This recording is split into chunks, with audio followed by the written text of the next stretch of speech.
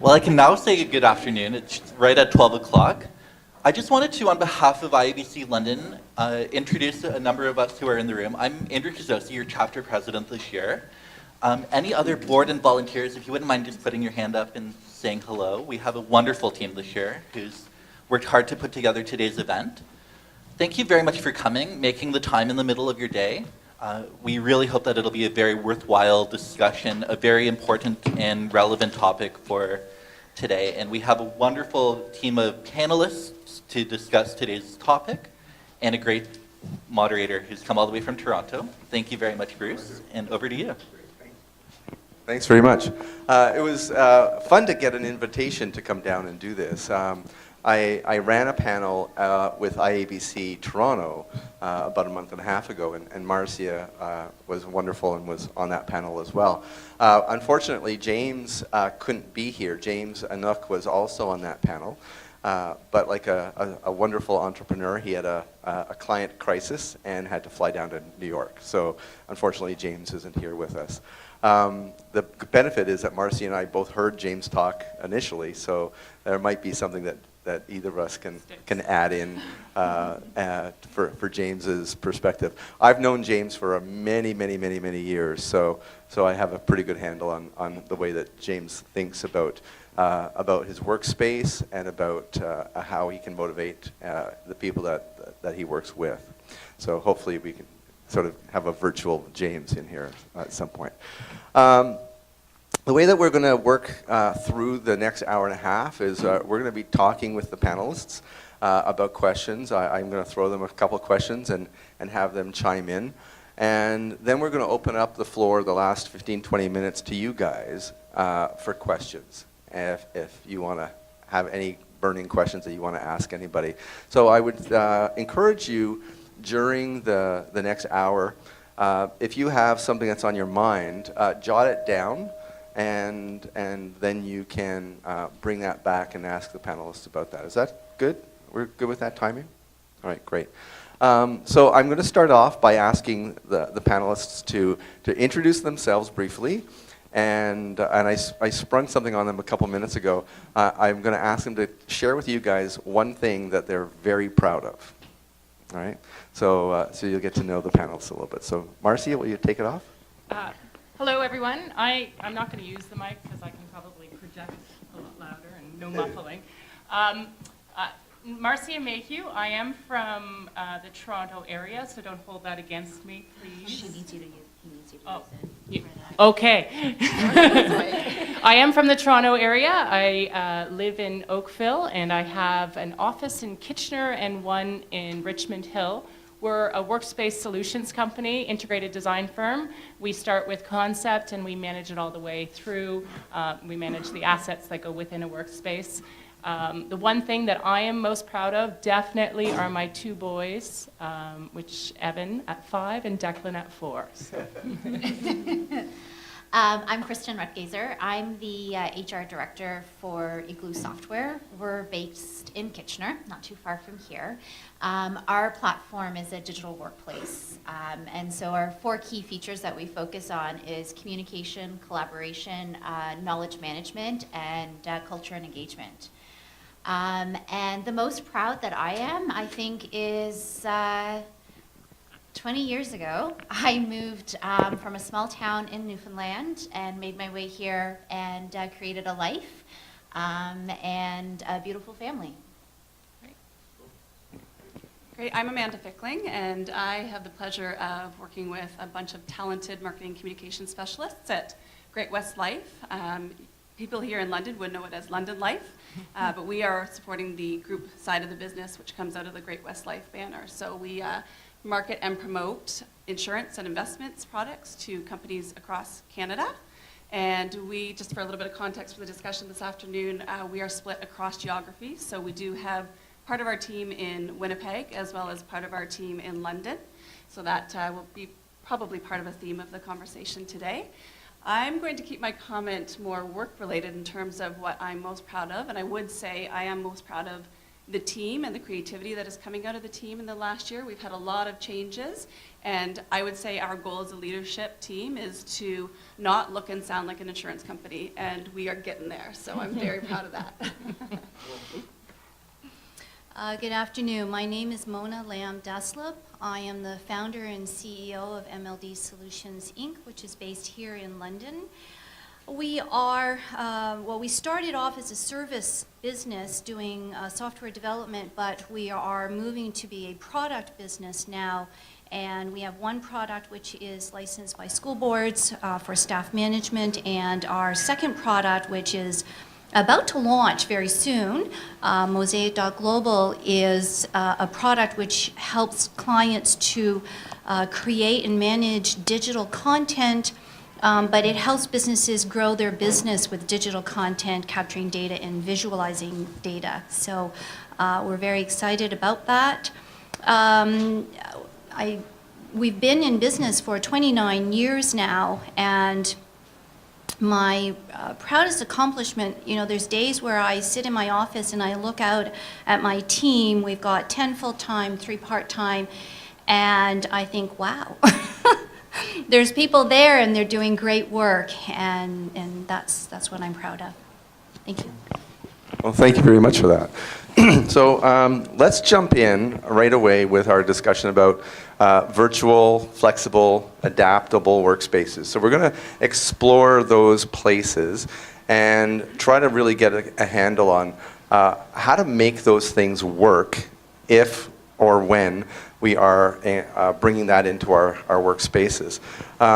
The idea is that flexible, very different, right? Flexible could be flexible work hours, right? That could be your definition, or it could be a lot more. Adaptable could be a workspace that changes, right? Or that has locations around the workspace that are different, that allows people to work differently. Flexible, adaptable, and virtual, which actually can be like James is, which is a 100% virtual company, where the people that work for James are across the country, international actually, and there is absolutely no office space at all. So they work where they work. And so it could be that, or it could be that there's some flexibility with the way that you work. So that's some definition. I'll encourage you guys to expand upon that and your experience around it as well as you throw into your answers. So let's start with cultural preparation. It's one of those things that I hear all the time when I'm talking to people about their workspaces and looking at flexible, virtual, adaptable workspaces. So I'm wondering, and I'll open this up to the whole gang, so whoever wants to chip in, what cultural preparation needs to happen before, during, and after a transition in order to prepare the organization and its people for success? So I can jump in and take the first one. Sure. So we have just recently gone through a big change with our organization. And so we blended 2 teams that were formerly separate teams, the one in Winnipeg and the one in London. And we have moved one of our teams to an adaptable work environment. And I would say from a culture perspective, there was a lot of work leading up to that change. And it really started at the senior leadership level for really solid buy-in, as well as support that they were going to represent that model and work within that model themselves. So that was really critical, was to get that buy-in. And then the next step was to have a working group of teams that were going to be impacted. And so they were really building the plan all along the way with facilities, who was implementing the adaptable workspace. We like to, within our team, follow a change management model called ADKAR. So awareness, desire, knowledge, ability, and reinforcement. And so we find if we follow that model, we have to build awareness with our teams. What's happening, when, what can they experience, what are they going to feel, really get them harnessed into that desire. And I would say from our perspective, we weren't all the way there from a desire perspective before we moved everybody, but I'm happy to say we did get there. It was a 26-week process for us, so that's a very, very long time, but that involved the initial planning with senior leadership. It then moved into a staging location, so our team was moved out of their spot and moved into a staging and then moved back. And so there was tours. So again, that's building the awareness and the ability. I would say the reinforcement of what our core values were was not going to change. We were doing this to become more collaborative, to become more transparent, to be able to work faster and more effectively with each other. So that was always a part of our culture. And so we wanted to make sure that we reinforced that. But I think the reinforcement part is really critical to bring people along that change curve. Funny little story. The biggest complaint we had, so I said there was some resistance leading up to the change. We got people into the adaptable workspace, instantly loved it, had nothing but positive responses, except for the fact that not everybody had a garbage pail at their desk. So the fact that from a corporate perspective, it was to get everybody up to walk away from their desk to take a break. The garbage breaks were now the scheduled breaks. So that was the goal. But from the flip side, it was our team members sitting there with dirty banana peels at their desk and stinking up the space and everything else. So that reinforcement, following up with the team members to see what's working and what's not working was really critical. So that's kind of how we kicked off our start to the adaptable workspace. 26 weeks sounds like a pretty fast, actually, turnaround to me. Very fast. Excellent. Yeah. Well, there you go. We are never considered fast. So that is awesome. Yeah, I was thinking like the whole working group, and then that just No. seems like a From really start to finish was 26 weeks. That's Yeah. pretty amazing. And the staging area in between too. So That sounds like a pretty quick switch around, man. Yeah. Very fast timeline. So Go from a ahead. space perspective, so I can speak, I'm not a designer. I have a fantastic team of designers and architects working for us. And the most important piece, I would say, in the upfront approach is definitely getting the buy-in from the team, like you said. And then, so what we do is, we have to make sure there's an alignment and everybody understanding the purpose of why there is a change. Purpose and defining that purpose at the start of every project is key, because I read a great article that what we call in the design world is it's a programming, so we start really understanding each role, we start understanding the needs of each person, and when you do programming up front, before we put any pen to paper or mouse to computer screen now, before we do any planning, it's understanding what are the behaviors that you're trying to drive within that space. Once we understand those behaviors, that's when we start the planning process. And we always have to remember to keep that communication going. In a hospital, if planning is done wrong, people will die. In an office space, people will just adapt. And so that's the difference within an office setting, is that you usually don't, get life or death situations. So if you have a poorly planned out space that doesn't reflect your purpose, your vision, your mission, people will just adapt and go forward with it. So that's the key for us, is really digging down to the behaviors that you want to drive within your workspace. So it's a lot of stopping before you start. Oh, absolutely. Yeah, really paying attention to that. Yeah. Anything else you guys want to throw in? I come from a very different perspective. First of all, because we're such a small company, and also in our industry, the tech industry, flexible hours and adaptable workspace is just expected. It's kind of a thing in our industry that with a developer, they need to have flexible time because they can't always program on demand.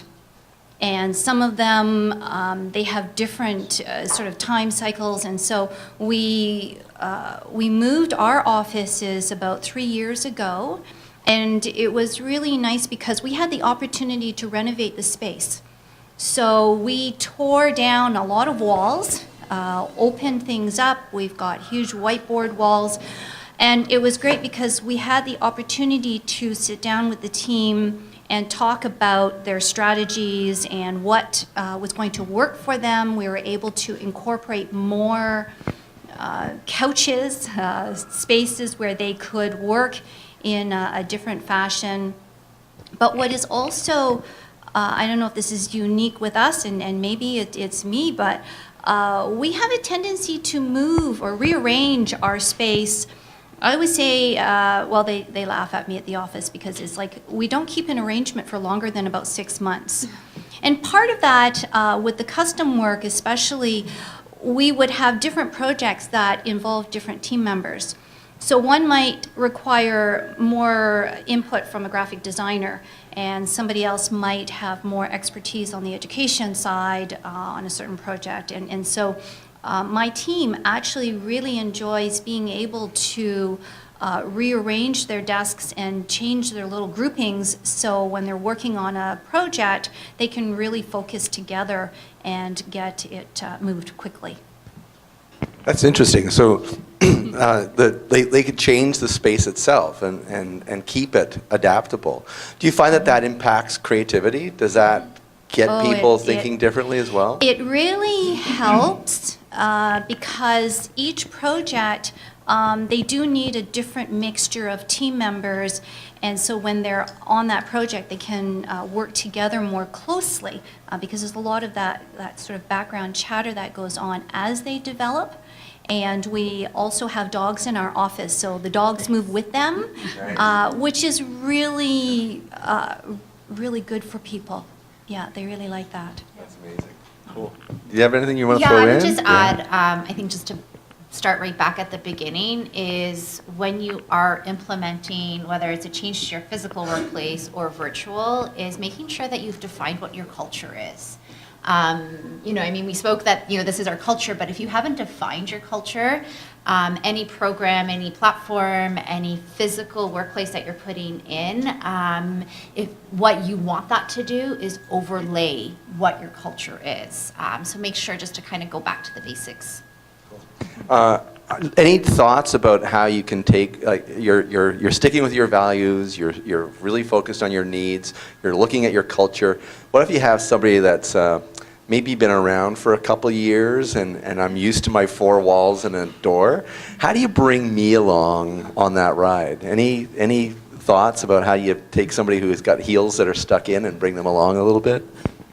There's always going to be, when we do this, any space change, there's always going to be the 20% that resist change.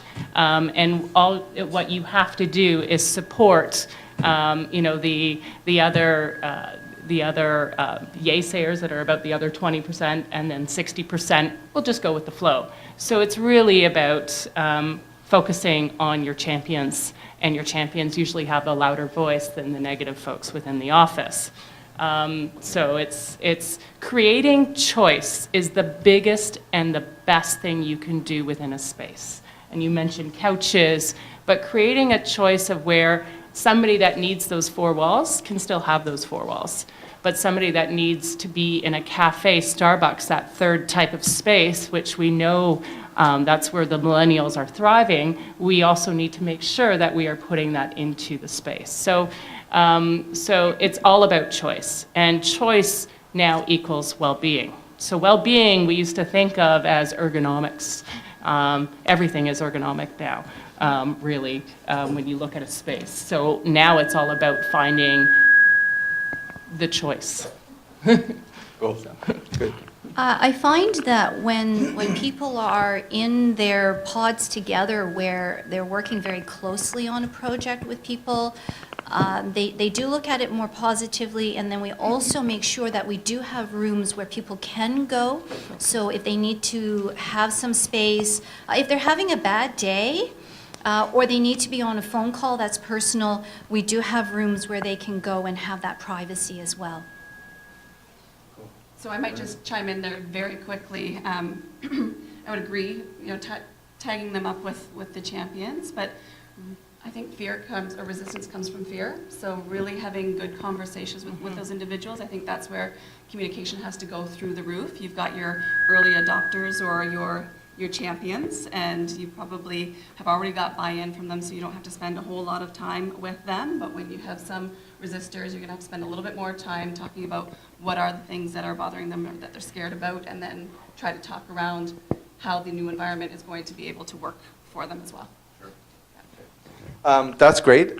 So let's shift gears a little bit from, instead of culture, we're looking at productivity. How do we keep productivity high? How do we keep people accountable for the work that's going on?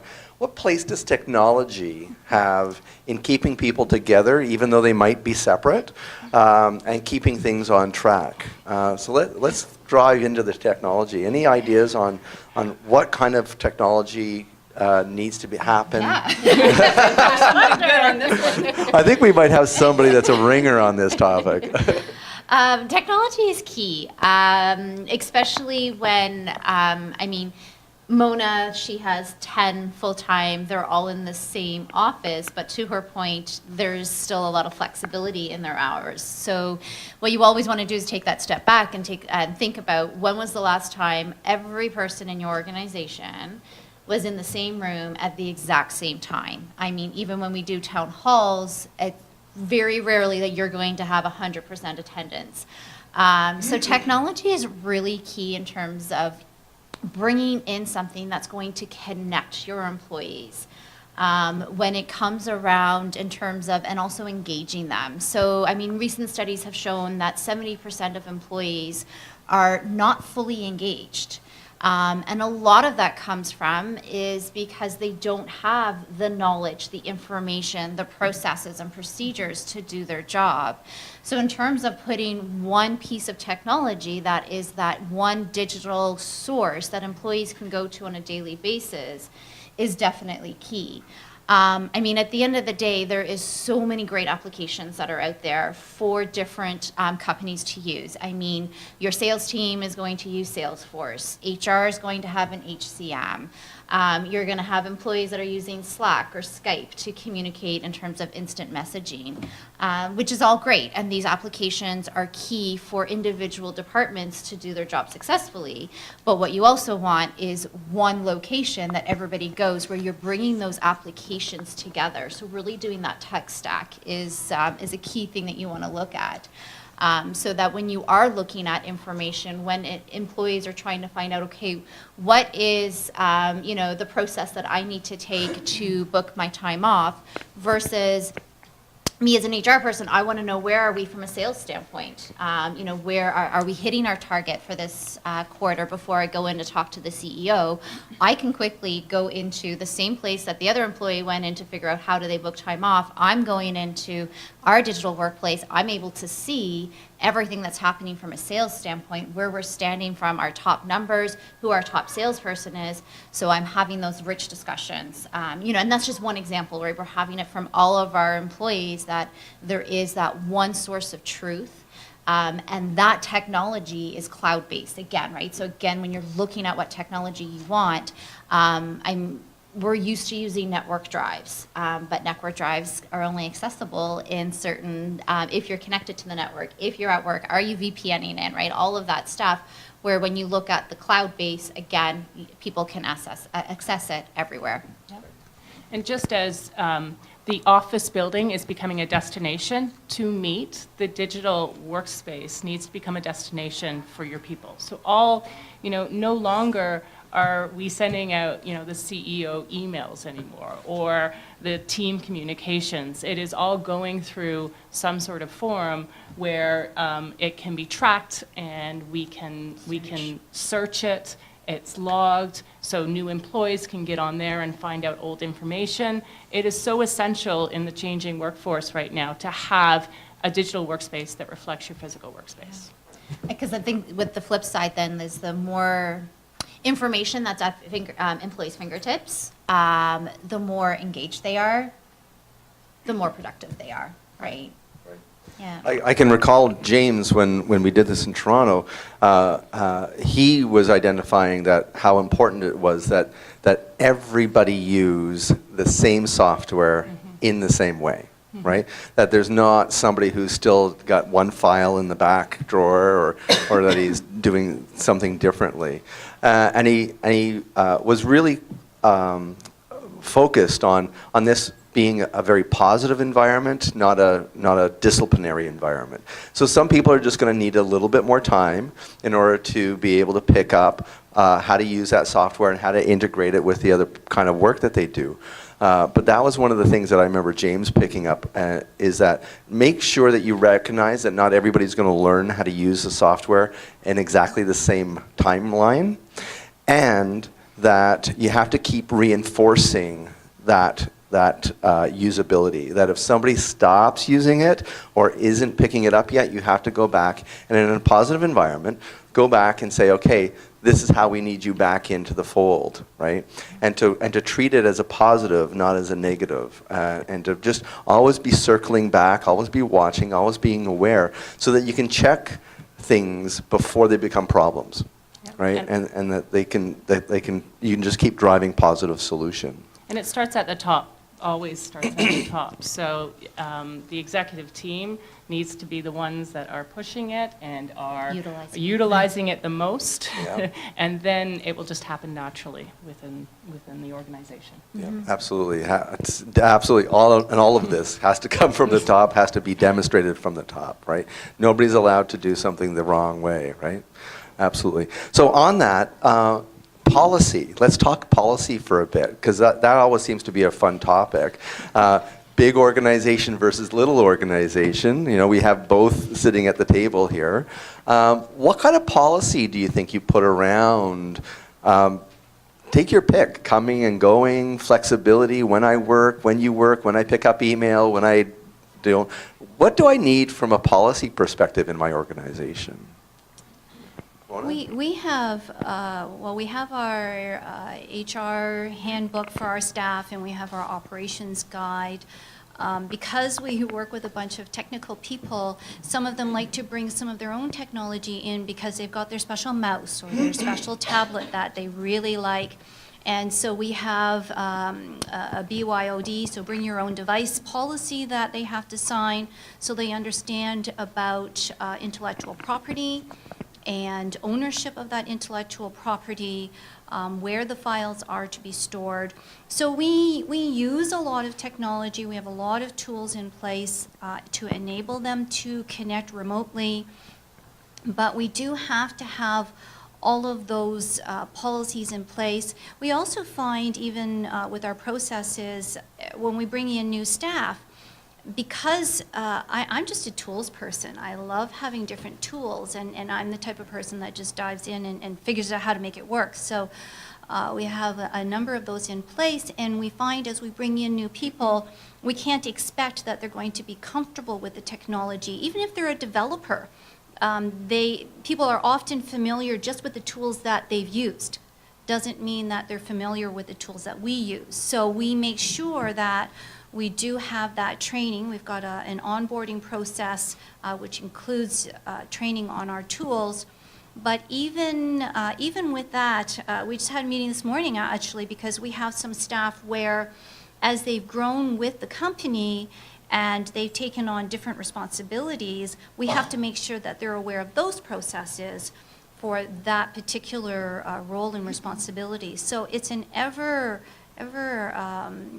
ongoing process that we have to keep people up to date and comfortable, so they don't feel like they're at a loss, and that they feel competent. So I could jump in there. We have recently introduced a work from home policy. I'm probably not the right person, being in marketing communications, to talk about policies. So although I am part of a bigger organization, we are a smaller group within the big organization.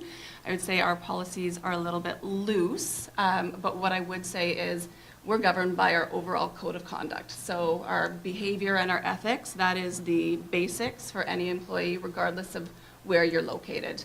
The policy for work from home is quite flexible. So you choose when you work from home. The requirement is you're available, meetings continue, your business partners know where you are, how to get in touch with you.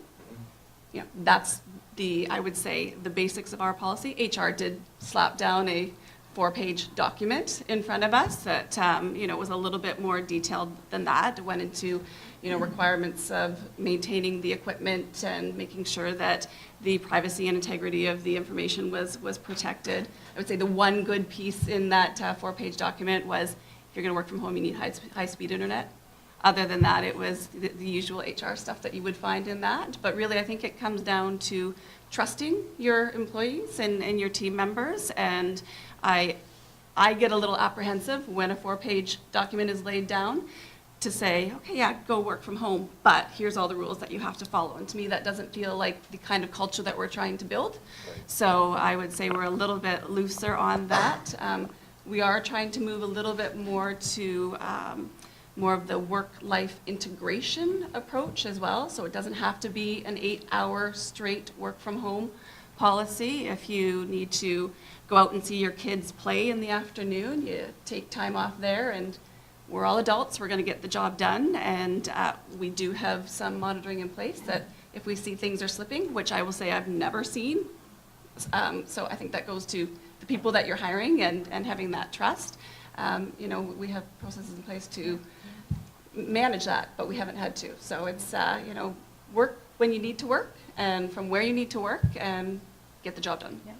And from a space standpoint, policies is a very different than protocols. Yeah.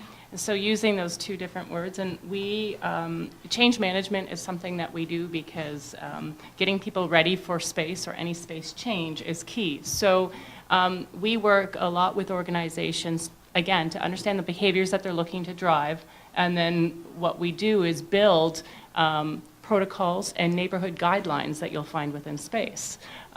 Because, you know, there are so many different designs out there, and every company is different in terms of what they need. But the basics for each company is creating, basic protocols that and behaviors that you want to see within that space. So it's coming up with those guidelines of how to act, how to communicate within the space that is that's acceptable. So not using the policy term for us, but we're using more guidelines and the ways that we want to see people acting in space. So. I cringe when I hear the term policy, and that people think HR is the one that has to be the police over it. We actually we have a governance team in our organization, which is really great. It has key executives on there, some management, and then myself. But we work together in terms of coming up guidelines. And we actually have a rule that we will never slap a 4-page document in front of someone. But our policy when it comes to, we basically have a guideline with the flexible work, is our core hours are from 10 to 3. So we're very open then from employees working around that time. We have some employees that want to start at 6 o'clock because their husband does drop off, and then they're able to leave by 2 so they can go pick up their kids. And again, then we have some that do, they're coming in around 10:30, and again, they're staying till 6 o'clock at night. And some that do kind of a split day as well, which we're open to. So again, we just kind of keep it really open. Again, that aligns to our overall culture. So anything that we're putting in place just overall overlays what our culture is. But I think really that governance helps in terms of that it's not just HR slapping documents and don't say policy. Is it a working team that does that governance, or it is? Yeah, it is. So it's them figuring it out themselves. So when we want to implement something new, if a department wants to put in even our marketing team putting in their KBs, right? So if they want to put in a new brand on how we're going to use our PowerPoint or what they want our email to look like, it goes to the governance committee, and we just do a quick overlook, making sure that, again, it's aligning to our culture and that we are overseeing it. Because, at the end of the day, we still need to have a governance. We still need to have best practices and guidelines to operate our business. But it's, just that collaboration piece. And we have a whole page in our digital workplace that is all of our governance and all of these guidelines outlined, which are very quick and to the point. And to your point, I'm sure that one document you talk about, you already have that in your code of conduct, right? So to have even more in there, it's, that's, that, right? Mm-hmm. Yeah. And I think that that's a topic around governance and self-governance, business etiquette, that kind of thing, is becoming a lot more topical, I'm finding.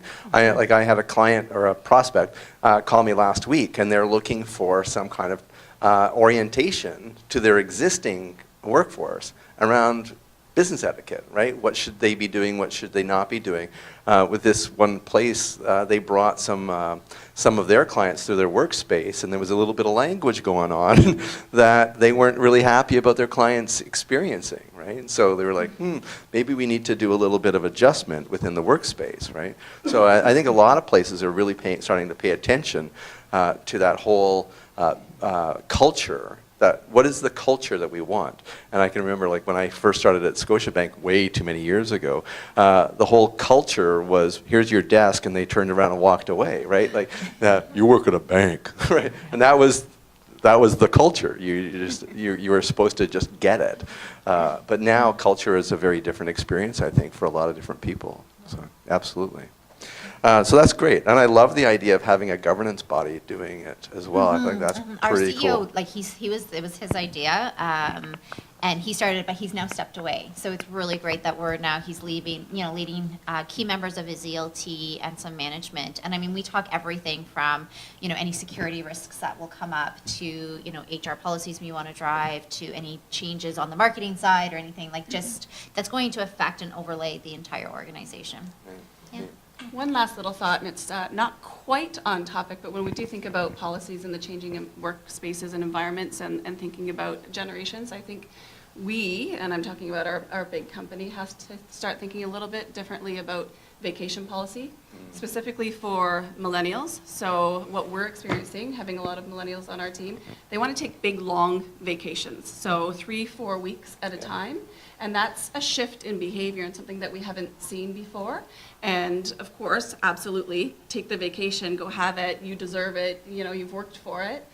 So I think we have to be more willing to be adaptable with our vacation policies and then figure out in behind how to deal with that 3 to 4 week absence. It's not a leave of absence, it's a vacation and it's earned, and that's how we're seeing those trends move. So in terms of how we're all working together, I think that's another consideration from a policy perspective that we have to start thinking a little bit more about how to get better at managing in behind, because it's well deserved. Yeah, that's really interesting. And again, I don't mean to take over space, but I'm part of a hiring committee that we just finished hiring an executive for this organization.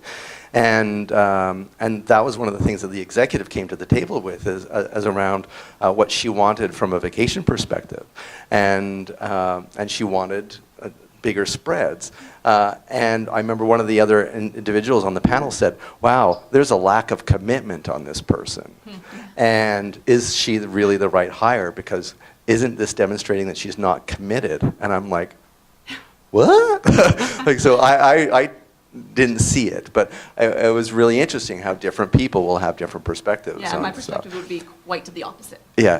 Totally the opposite. Exactly. In terms of people requesting that. Yeah. So, my man, we're asking a lot of this executive. We need to let them have some time off and to decompress and feel something different so that they can come back with a completely fresh experience. That was my argument. So. And we're behind the times, just when it comes to vacation. Yeah. There is, we're doing work for a managed service firm right now, IT managed service, and they were just bought by a firm in England, out of the Jersey Isles. This firm automatically started, and as soon as they took over, they gave all of their employees 5 weeks vacation. So that is all millennials with 5 weeks vacation. But more than that, this company, which is, again, what we're seeing right now, the most important thing for the CEO was a kitchen. Most important thing was an open concept kitchen with a big, big harvest table for all of his employees to sit at. And they've also now are providing breakfast and lunch. Wow. So we are so behind the times when you look at what trends are happening over in Europe when it comes to bringing people to the space. It's becoming a place to meet, a place to break bread together, and then on top of that, a place to want to be. So. Yeah, when we moved into our space, the kitchen was a big thing, and for our staff, we keep the kitchen stocked. I have some, single people, and especially some of the guys, it's just a thing where they'll come in, and then I find out that, they haven't had breakfast, and they haven't had lunch, and it's like, you're fading. So we've learned to stock a lot of things like cereals. They really like cereal because they can basically go and just have it whenever, you know. So we've had discussions about what do we do with this kitchen. We've had times where we've actually had people cooking lunch every day. So we've tried various things, and it seems to shift with the group. But the kitchen is always stocked. They can take whatever time they want. For the most part, we have a very flat structure. So what I say to my team is that they know what their work is. They know what the deadlines are. They know what their responsibilities are. And if they need to take some time off to go, you know, see their kids at school or whatever, they just have to make sure communication is absolutely critical, and they understand they have to communicate with everybody on the team, and if they're not there, who's impacted by their absence. So they're responsible for the communication, and they're responsible for tracking their own time and making sure that their tasks are done. We're a small company. I don't have time to micromanage them. And I tell them this is a matter of trust. So I trust that they're going to get their work done. They manage their time. And some of them will come and talk to me, and they'll say, okay, well, I'm going to stay late on this day. And I'm like, no. I said, I trust that you're going to get your job done. I said, don't tell me. I don't want to know. I have enough stuff floating around in my head, so you take care of yourself. Thanks. And just, we have a slide of everybody's workspaces and some of the spaces that Marcy has designed, or Marcy's people have designed.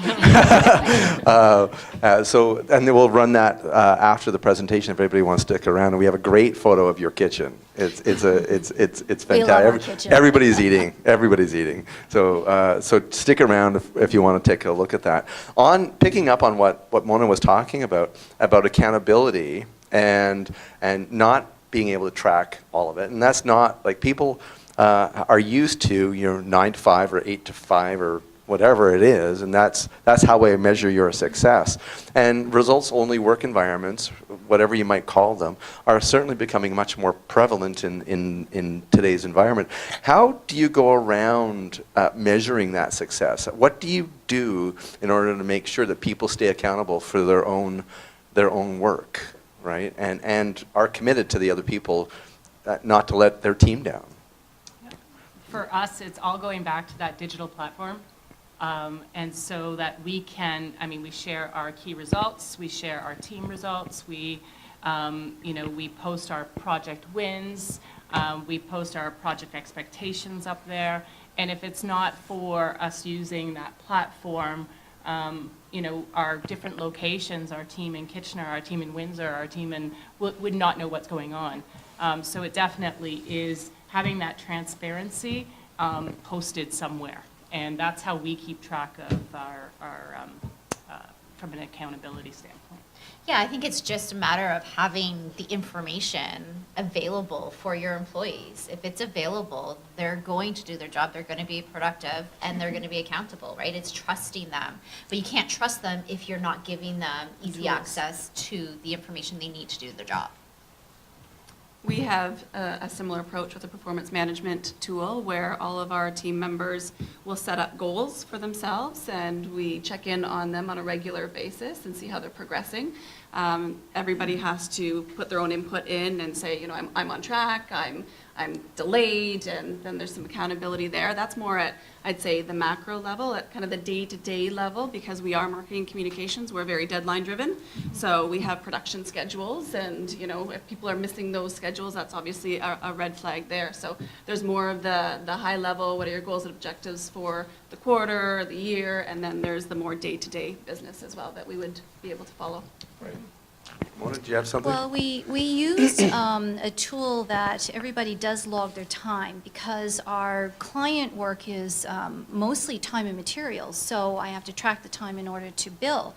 And we, being a development firm, we also follow the agile methodology, so we do daily scrums, stand-ups. And so at that time, every day, usually for just about 10 minutes, We have a quick check-in on, what's been done, what people are working on, and whether they need some help, because often they will run into a question and need help from another team member. So the daily stand-ups really help to watch. We do track our projects so they know what the goals are, what the tasks are, and every month we celebrate.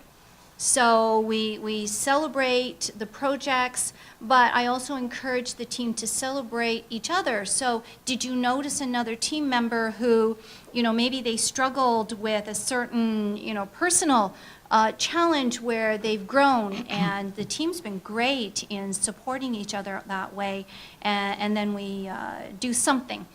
Some months it's just sit down and play a game together, and other months we've done rock climbing. They convinced me one time to do paintball, which was really interesting. But sometimes we'll just go out and have a snack together, all sorts of things. Yeah, I'm going to throw in on this one as well. I was at the Art of Leadership yesterday in Toronto, and we had one speaker that was absolutely brilliant. Well, actually, there was 5 speakers that were absolutely brilliant. But there was one speaker that he took over as CEO of a very large organization. And what he introduced, which didn't happen before, was all of his executive team had to do weekly scrums. So they had a weekly scrum that everybody came together and talked about what was going on on their plate, and he had everybody color code their 5-minute presentation into red, yellow, and green. And green was, fantastic. Everything was going great. Yellow, there might be a little concern, and red, I'm having a problem here, right? And first week, everybody's presentations, solid green. Second week, solid green. Third week, solid green. And he's like, really? Like, there's nothing going on here that might be a little colored? Fourth week, solid green. Fifth week, somebody came to the table with one red bar in one place. And everybody, he said you could see everybody else going, ooh, Mark's not going to be around next week, right? And they ended up talking about this red line. And interestingly, the other 3 of the other senior people had solutions for him and helped him out, and really got him on the right path really quickly. So the next week, of course, this guy didn't go away. The boss is smart enough. He actually asked them to sit closer to him, right? And the next week, Mark was still there. His red turned to yellow, everything was good. Everybody else, solid green, right? But they see Mark getting closer to the CEO from a seating perspective. These were, very old school type of individuals. Suddenly, like 7th week, there's a lot of red. Suddenly, right? But it was based on trust, right? And it wasn't that you come with red, you're going to get skewered. You're going to come with red, we're going to find solutions, and it's a trust-based environment. And clearly, the environment that they had before was not that, right? So I would say, to put a point on all of your discussion here, trust is really important when you're talking about pretty much any of this stuff, right? Absolutely. Cool. All right, I'm going to open it up to you guys for a teeny bit, and then I'm going to pull it back and then open it up to you guys again. I want to check in with you. How are things going? Are we all right? Is there anybody that has a question that you're wanting to throw into the group right now? Yeah. I'm just curious about... Who are you? Jack Lane. I'm a non-member, but very interested. Great. In the organization. We're part... I'm on the executive board of the London St. Thomas Association of Realtors, so it's a non-for-profit, our MLS system, so there's 1,800 members there. And we also own and run a small virtual office. Engagement is, especially in a virtual office and an organization where members are spread apart, how do you engage in a manner that is actually received and acknowledged, and maybe even communicated back if that's required?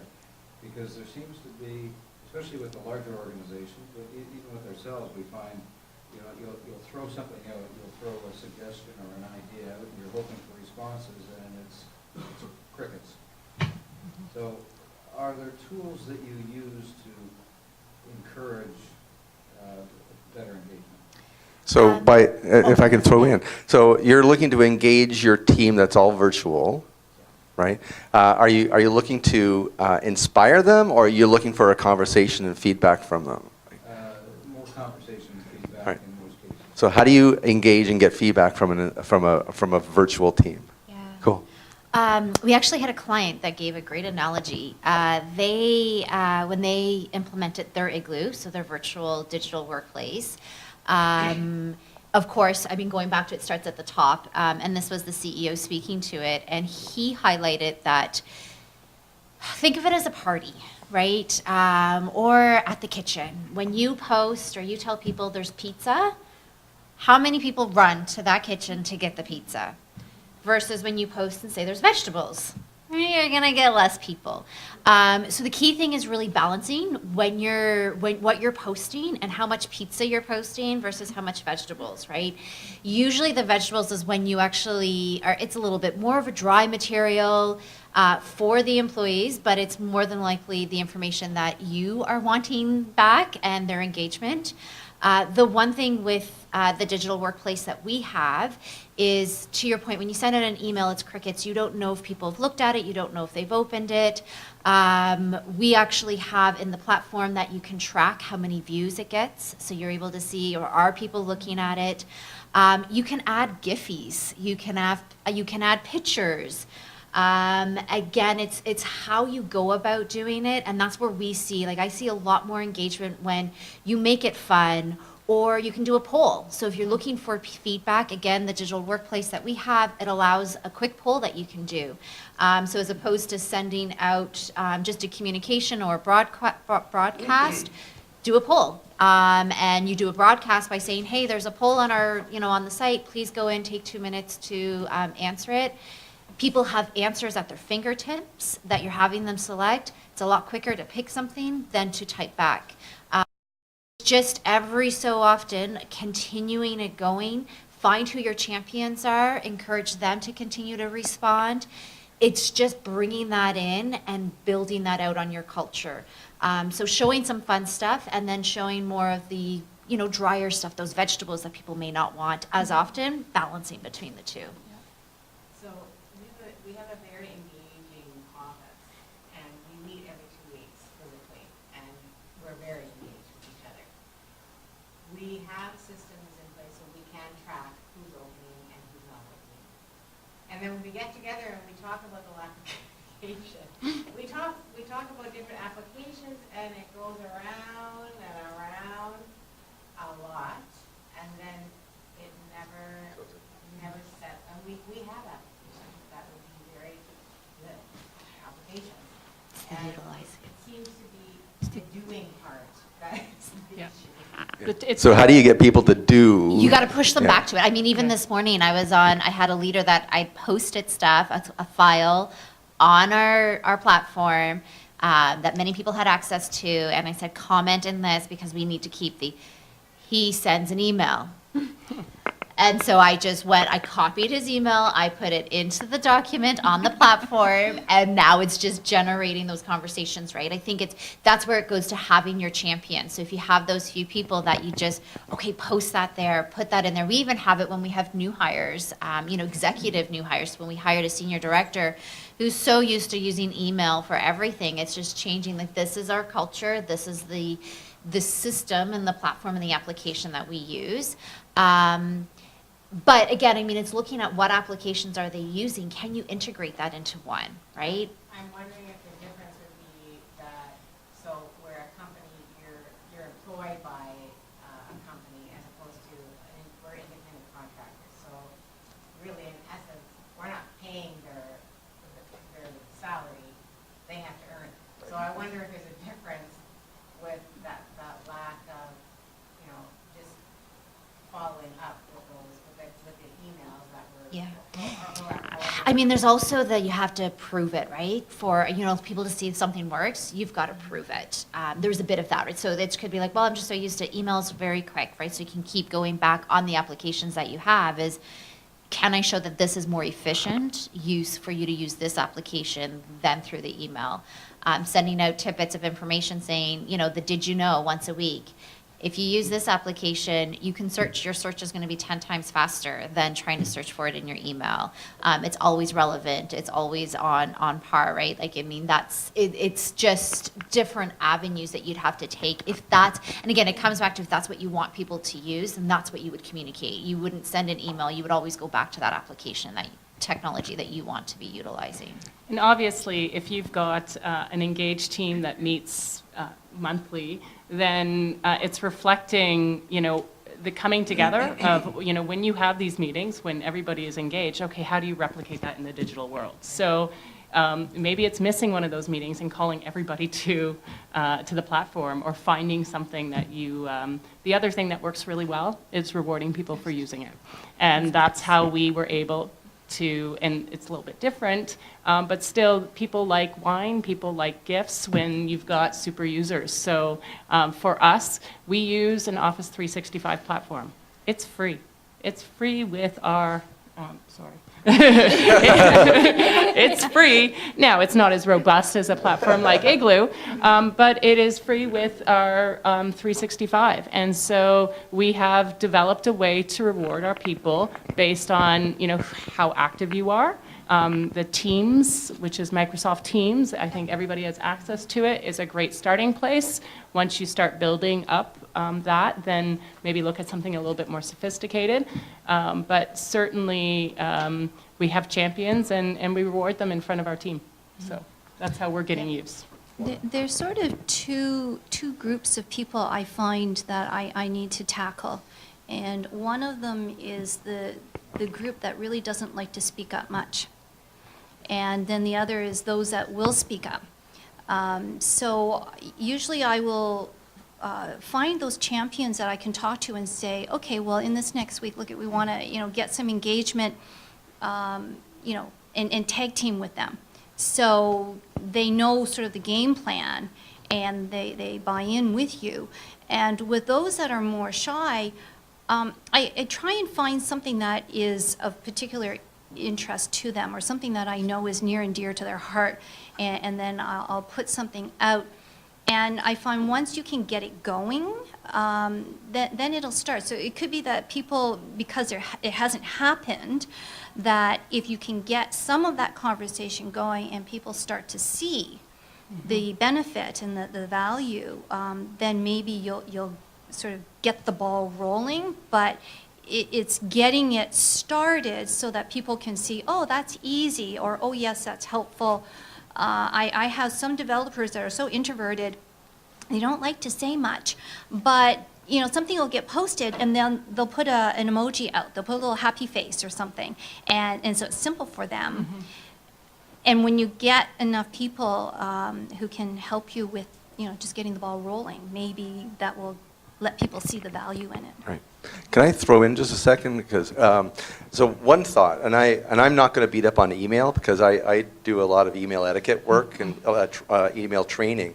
So I do a lot of communication training, and one of the things that I recognize is that when a lot of us communicate, especially people that might be over 40, like myself, when we communicate, we're used to communicating in what I want you to learn, what I want to tell you, what I want you to do, right? So we're really good at that what word, that whole idea around what.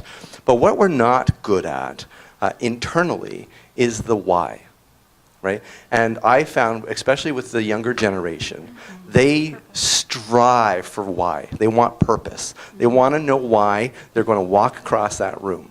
They want to know why they're going to do anything before they know what it is. So I encourage people, whoever they're communicating with, to start conversations with why, and then follow it up with what, which is reverse of what a lot of us do when we're communicating. And watch your whole, the way that you craft email. A lot of us will craft background, background, background, background, background. And the last thing is the action item. Right? It's the what we want people to do. But we've bored people to tears along the way, especially if they're on a 3-inch screen. Right? So I encourage people to flip the way that they communicate and to really start with why it's important, what they're going to learn, why they should be doing this, all those kinds of things. And then follow up with the background information. Make sense? I'm just going to add too, I mean, you said you have a lot of applications.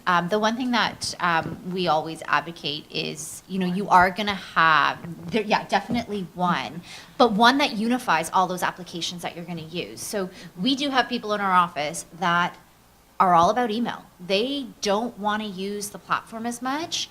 But when we post something in the platform, in the Igloo, it integrates with Microsoft Outlook. So employees can respond to it from their email. They don't have to go into the platform.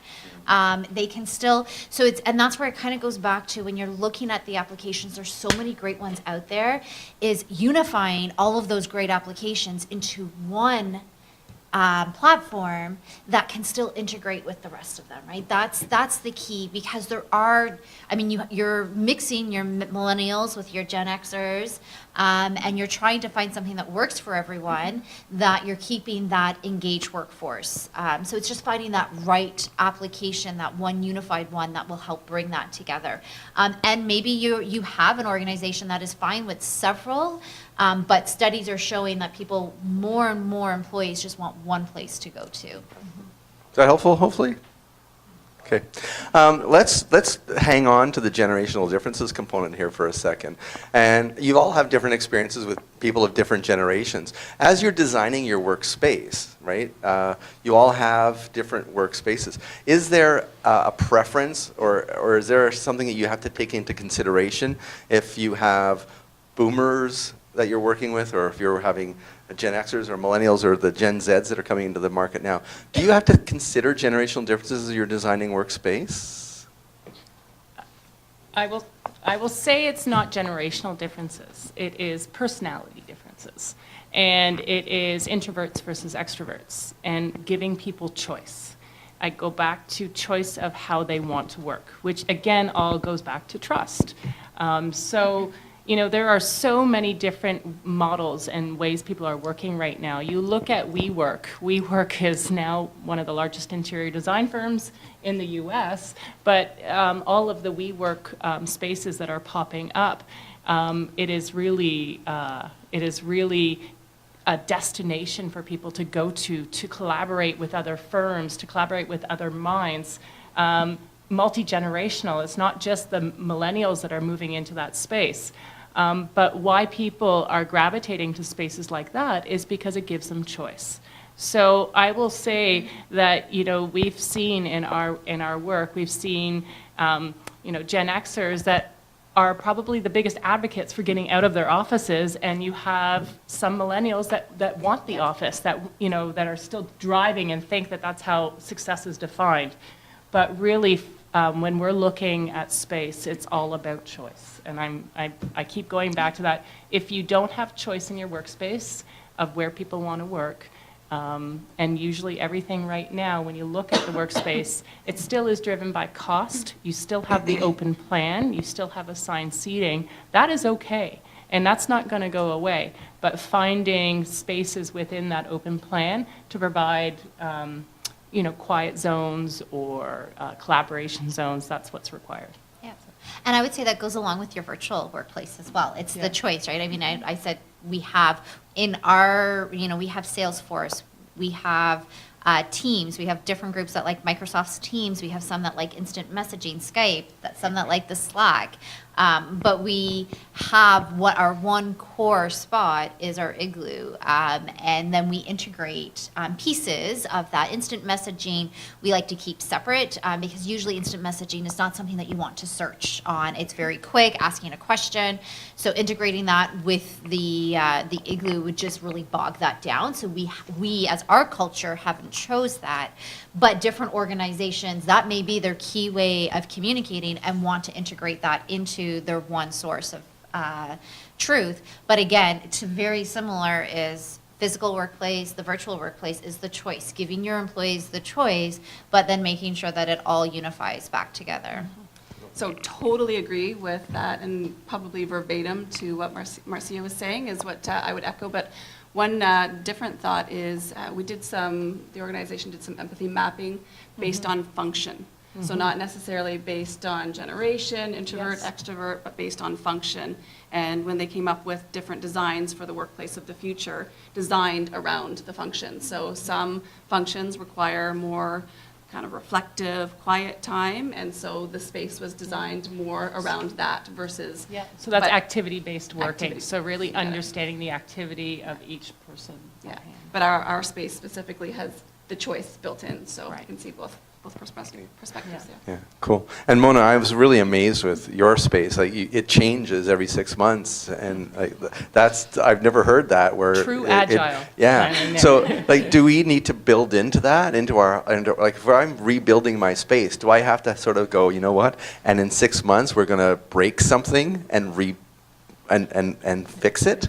Like, should I have that in the back of my head? It all goes back to, sorry, if I can say, it all goes back to the type of organization that you are. So if you are a software development firm and you do have these daily Scrum meetings and there's the activity-based working, which is really looking at the function. There is the agile working, which is looking at that team. There is the memo makers now, which is really, the maker environments that are mobile occupants, so not even a claimed space. Then there's the neighborhood design. So there are so many different types of workspace design out there right now that will accommodate different organizations. I take a look at Bank of Nova Scotia. You mentioned, here's your desk, Bank of Nova Scotia has moved to completely unassigned seating. Nobody has an office. Every single space in Toronto that they are now doing is a 3-floor template, with their middle floor being basically a big kitchen. And then they have quiet zones, they have collaboration zones, they have heads down work. So it's all separated into neighborhoods. So we're seeing a lot more neighborhood planning as well. So I would say that you can't just think of agile, although I walked in here and thought, okay, there's an agile work environment. You've got tennis balls on a table that you can move around. So anywhere can turn into an agile environment. But you really have to look at your company. And I would say the main thing is building in choice in any one of these settings. Choice is great. Right. I have 2 questions that I want to get to quickly in the next 5 or 6 minutes, and then I'm going to throw it out to you guys. There was something that I read that I want you guys to answer onto this one, and it's all about stigma and the stigma of virtual work environments, and can I work from home, and what happens if I decide that I want to do that. A Georgetown law paper discussed that nearly 40% of workers believe they would be less likely to advance in their career if they used flexible scheduling. Worse yet, nearly 78% of employees fear that they would be perceived as less committed to their jobs if they used flexible work environments, right? And flexible work arrangements. So if I don't go into the office, my boss isn't going to see me, I'm not going to get the promotion, boom, right? So that's a Georgetown law paper that I read. Thoughts, impact on that? Is that relevant? Is that really what's going on in the world? Do I have to worry if I work from home? I think it really depends on the culture of the company, as far as what senior management, how they perceive this. What I tell my team is if they're going to be working from home, so we use Skype for our communication. So it's kind of fascinating because you've got this pod of people where everyone has a headset on and they're all working very quietly, but then they burst out laughing. And that, there's some Skype message that went around.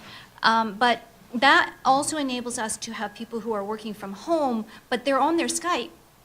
So this way they can still sort of participate in the office chatter, they can easily ask questions, and we know they're there. So even with some of our contract workers, when they have varying schedules, we ask that they use Skype. So we have Skype accounts set up for our contractors that they can hop on, because then even when they are working remote in different schedules, I can have that conversation with them on an ongoing basis. So communication is absolutely key.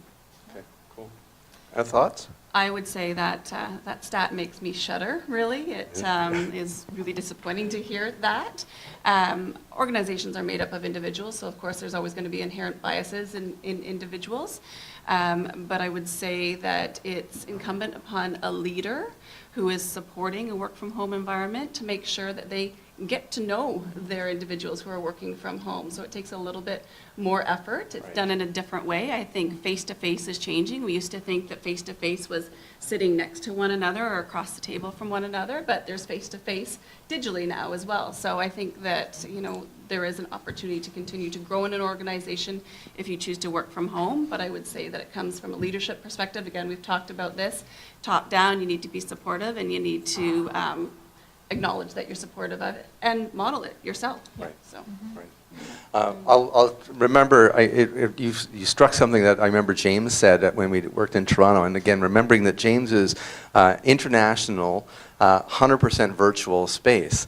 And he says that when he finds himself into a city where he has one of his employees working, right, whether he's on a project with that employee or not, he will make time to meet him, have a coffee, go for a walk, have dinner, something. He will do something in order to put to build that relationship, to build some trust and some experience between those two people. So perhaps in your environment, you might not be on a project together, you might not be on a buy-sell, or if that's what you're doing together. But if you know that you're in the neighborhood, maybe call them up and see if you can meet for coffee, those kinds of things. So it's building that relationship, which seems to be really important. Mona? Yeah, actually, that reminds me of something that I'm just starting to implement with my team, because the team is growing a little bit, but I'm pairing them up so that they can go for lunch, and I'm saying, okay, here's $30. The two of you don't normally talk together, go and have lunch. And there's some barriers that I'm hoping to break down with that. Yeah, that's very neat. That's very neat. From the perspective, the success of a company is not based on the brainpower of one person. And working from home can be very isolating. You get into your rhythm, you get into your groove, you take your phone calls, but it can still be very isolating. So it is up to an organization to change the perception of an office space to create a destination. And we're not talking we're not talking the nice Starbucks destination, but there has to be a purpose why you come into the office, right? And I really think that, successful teams that create innovative solutions, it's having that shared vocabulary. It's having, again, the sense of purpose. And when you bring people together, you get that. So it's about connection. And whether it's connection from a digital standpoint or from a bricks and mortar standpoint, it's about creating that connection. Yeah, absolutely. Yeah, and we can't forget that. So last question from me before I open it up to you guys. There's always that risk of, okay, I'm now virtual, I'm flexible, I have an iPhone, I have a computer, I'm working from home. I now have to work 7/24, right? So now I have to be on call at 11 p.m. and 11 a.m. What do you do with that? How do I make sure that people have that? Somebody said work-life integration, and that's becoming a lot more common than balance. But how do I manage that work-life integration? Mona, you seem like you want to jump on. No, I'm laughing because we had that conversation this morning with the team, and I have some people, I mean, these little things, they're great, and they've enabled me to basically work from anywhere. Which is wonderful.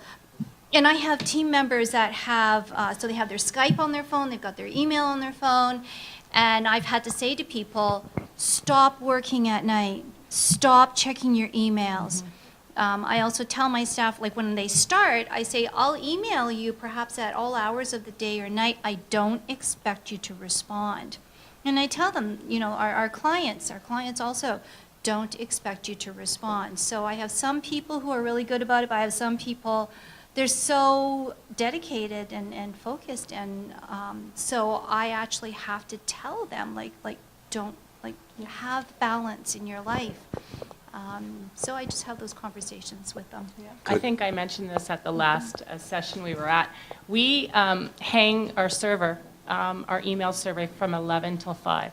So no emails go through. Because I send communications all the time. As a CEO, I'm up late, after the kids go to bed, but they hang until 5 o'clock in the morning. And then everything gets released. It is, and there's some, some great Tesla, for example, but not a great example anymore. There's a company policy where after a certain hour, nothing gets sent through. Right. So it's imperative that the leaders at the top also have, respect the boundaries of the team. We've had our leaders actually starting to discuss that, kind of the same thing. Yeah. They're sending emails late at night, so then their employees are thinking, and those that are remote workers, they also feel it. So we've kind of started taking the best practice at the ELT level is they're working, but they hold it on their own, so they'll set a delivery to go out at 8 a.m. the next morning.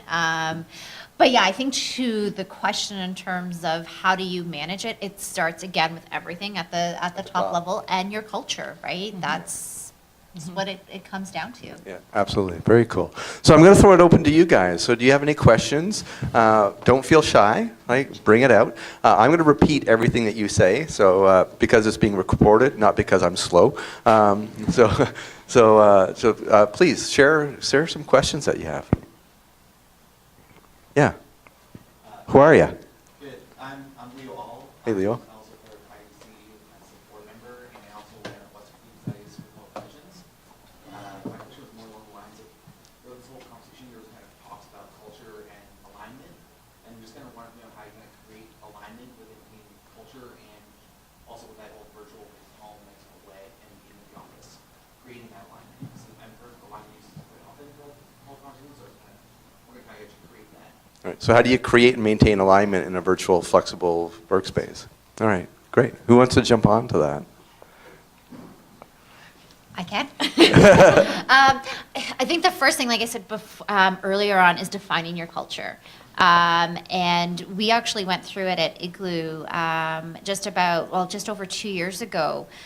When I started, it was...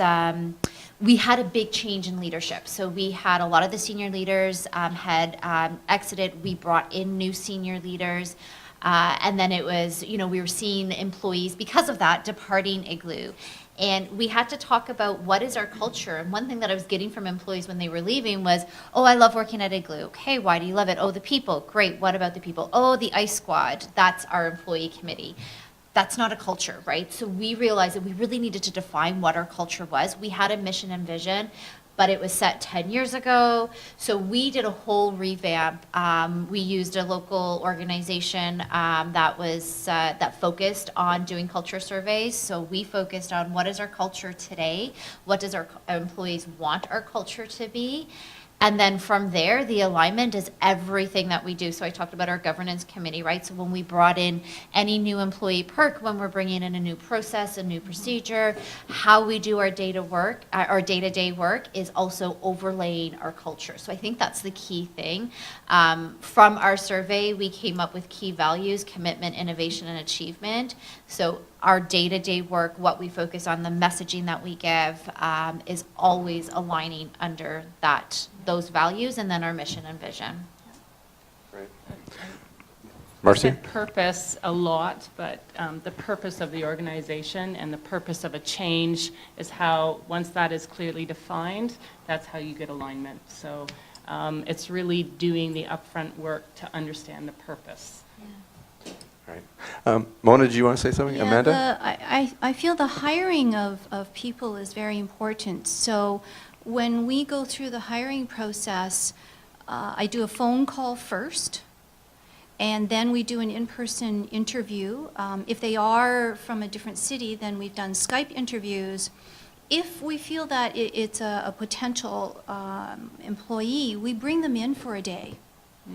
And they spend a day with the team and with the group of people that they're actually going to work with. So we can see how they interact, and they can see how we work and what our culture is.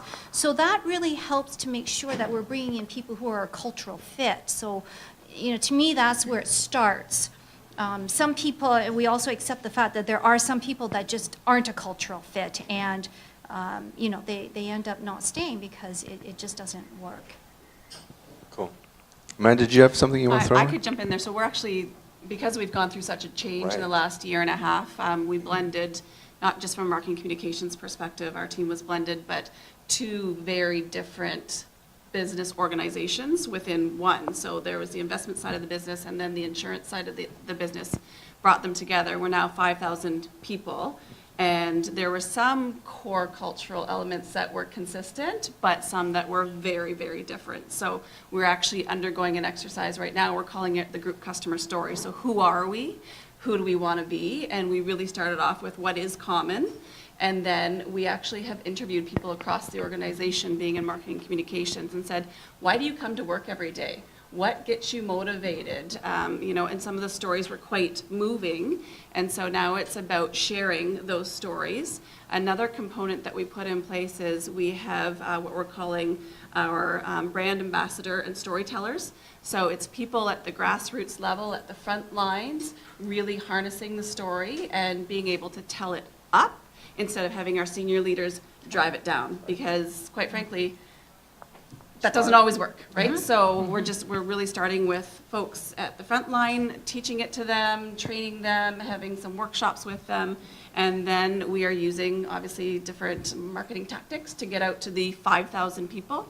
And what we've heard from the organization is, you need to be where we are, and that's how you're going to connect with me. So we don't have the capabilities in place right now.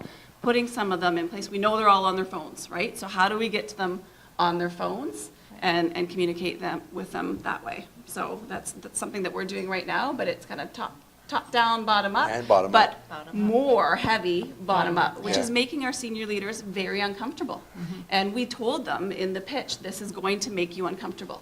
So get comfortable with So being managing their uncomfortable. expectations at the same Absolutely. time. Yeah, awesome. Well, Awesome. I mean, similar, because when we did our culture survey, it was surveying the employees, because Yeah. that was the key thing. Yeah. It's, we can say as a leadership team what we want our culture to be, but if employees aren't aligned to that, now, they had their thoughts, we did the survey with the employees, and great results, the employees had the same thoughts as what the leadership team did. Right. But again, we could have put out values, and if they had no desire for that to align to, they will never align to it, same thing. And it's for a startup organization like Igloo, and it's also a Fast 500, Fast 50 again, Deloitte winner, I think 4 years in a row. Yeah. So it's very easy to get that alignment on the bottom and the top. It's the older organizations, the big insurance companies, the banks, that you're really going to have that change. And part of our process is when we sit down with the end users and we start having this, conversation,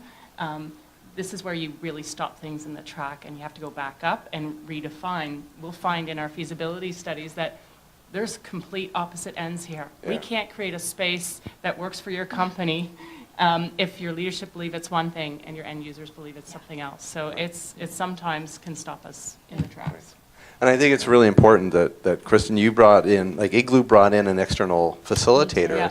to do that mission, vision, values, like to really manage that. They didn't try to do it internally, because if you get your bosses trying to manage that process, who aren't really experts in that, they're probably experts in something else, or probably not experts in that, but they're also maybe skewing what people are or are not saying, Yeah. right? So you have somebody that's external that's working through, and this is a big process. It's not like an hour and a half. It's a big process to really go through an organization and identify what your mission, vision, values are. And then what your values are, what do those values represent? How do those values impact how I do my work, Yeah. right? Yeah. Because customer service might be my value, but in my work, what does that mean, right? And that takes a process, and I commend organizations that bring in externals to It's do that. ongoing for us too, because then about 9 months ago, we introduced the company's core competencies. And so again, those competencies aligning back to our values. Yeah. So it's always going back to what our values are. Yeah, cool. Another question. Somebody else? Sure. My name is Gaurav. I'm new to London. Just arrived in August from India. Welcome. My wife joined the PhD program at Western. I'm a PR in financial communications. I worked with an American agency, Apple Worldwide, in Dubai for 4.5 years. So on the perspective of life-work balance, what happens, because I work on the agency side of PR, and I work with clients. So on the alignment of that ethics of work-life balance, there could be a misalignment of sorts. Because while my company values work-life balance, the client is not on the same page, right? And they could be pinging you right about 8:30 in the morning that there's somebody was supposed to tell me that there's something coming up tomorrow afternoon, and I have to quickly do a presentation or something, come up something, you know. So does that situation sometimes, of course, if it is a client-agency relationship, completely different from office, you know. So in that sense, sometimes we are always under pressure when you're working on the agency side. Right. You know, whether it's the elements and the Brunswick, you know, we hear that story all the time in that part of the world. Right. Where, you know, so how do you manage that? How do you bring the client onto your side saying that, well, we cannot really, and in PR, we are 24/7, but that's what my managing director tells me that Wow. he joined, because if there's a crisis, a fire in a building of the client, Right. we have to go and attend that. Get that holding statement out for the media, get things rolling. Right. Absolutely. Of course, it's not going to happen every day. Right. That's true, but it's a 24-hour job, a 24/7 job for us who Right. are managing time. So how do you manage the work-life balance when you have different expectations? Yeah. Any thoughts on that? I have a thought, but I know what I do. Any thoughts to you guys? Mona? Well, some of our applications that we've done for our clients, they're mission critical because it could be running their entire factory, for example. So that's where in our industry we are treated like fire and police. So if there is an emergency, then I can require my staff to work 24/7 until it's resolved.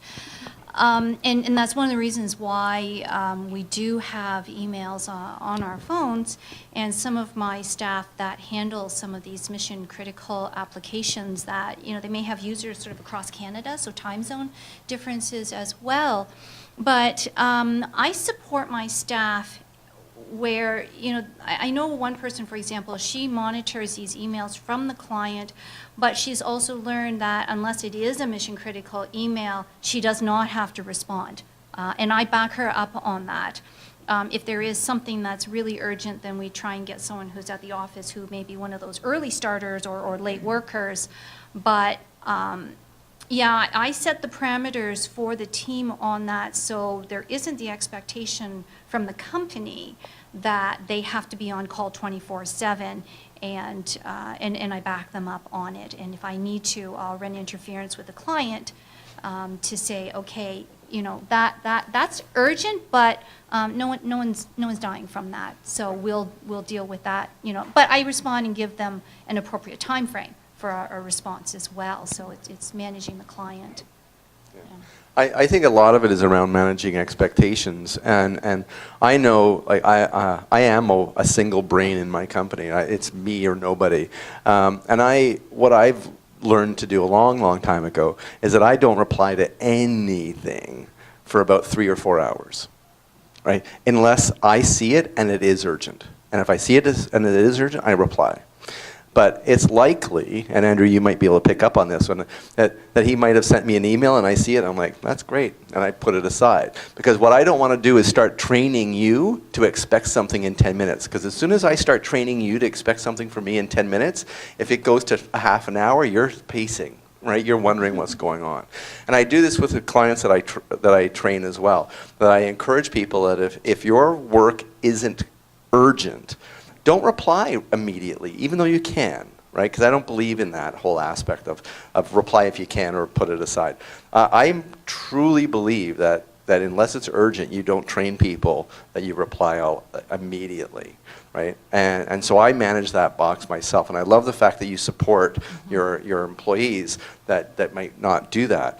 But it's around managing expectations, right? And my clients know that if something is going to happen really and they need something fast, I will respond to them, and I'll be all on them. But I don't train my clients to expect anything different than that. Right? So I think a lot of it's managing expectations, because it's so easy to get that dopamine hit and hit the reply. And I really love to just put things aside for a little while. And then about 11 o'clock in the morning, because I know my best time is between 8 and about 10. That's when I'm smartest, right? I don't email then, right? But around 11 o'clock and 1 o'clock when I'm doing one of these, right, I can get engaged with my email, and then I just pound through those, and I become really efficient at email etiquette in the afternoon, right? So I certainly manage my expectations, and I try to manage my clients. I know James does the same thing. James picked up on this because there was a good question like that at the last session. And James, who runs international, so he's in different time zones, all kinds of different things. He really pays attention to managing his client's expectations right from the start, saying that if the place is burning down, I'm there for you.